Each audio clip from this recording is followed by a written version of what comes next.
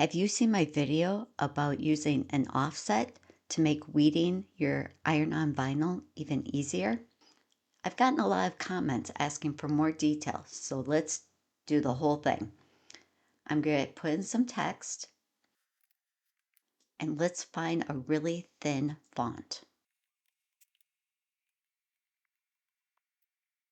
You can see this entire design is just a little over a half of an inch tall.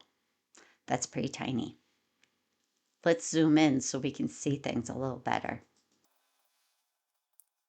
I am going to weld this together because I want this to cut out connected. Then I'm going to use offset. And I just want to put a tiny little offset around it.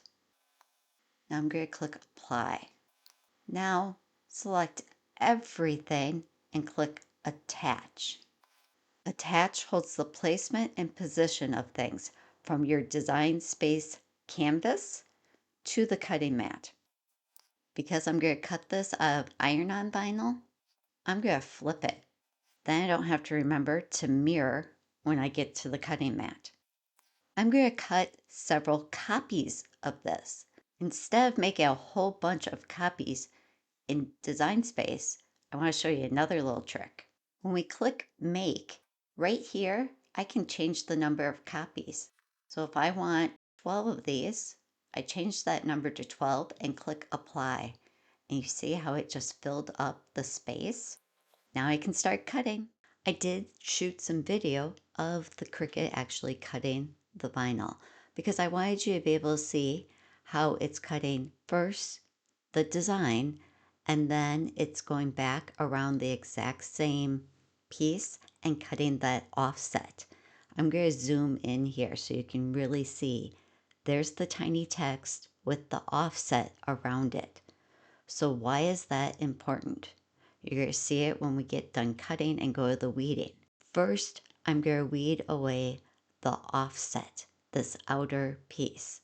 It's weeding away really easily because it's just a tiny little piece and I'm not tugging on a lot of stuff.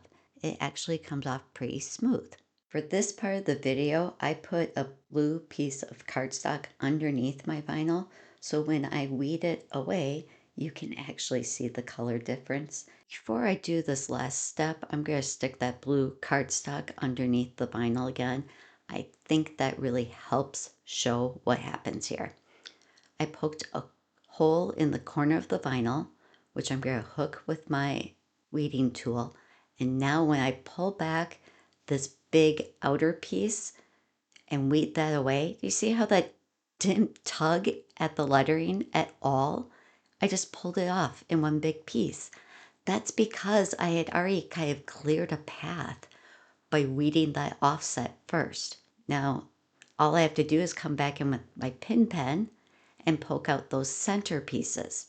I even went and grabbed a ruler so you could see exactly how tiny this design is.